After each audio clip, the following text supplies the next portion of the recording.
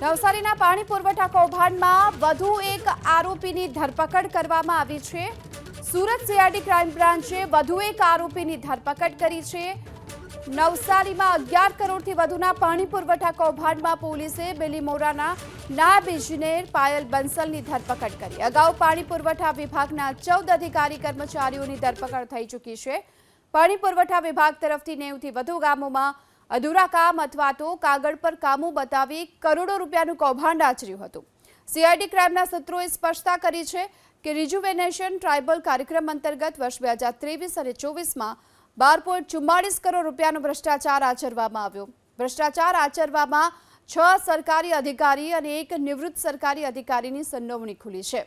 CID ક્રાઇમે 7 અધિકારી અને 7 contractor સામે ગુનો દાખલ કર્યો। કામ ન થયું હોવા છતાં ખોટા બિલ બનાવી ભ્રષ્ટાચાર આચર્યો। 559 કામો ન કરવા છતાં સરકારી નાણાં કોન્ટ્રાક્ટરને ચૂકવી દેવામાં આવ્યા। તો સુરત ક્રાઇમ બ્રાન્ચની ટીમે હાલ તો વધુ આરોપીઓની ધરપકડ કરી છે અને આ સાથે જ અત્યાર સુધીમાં જે ક્રાઇમ બ્રાન્ચે આરોપીને ઝડપી પાડ્યો છે।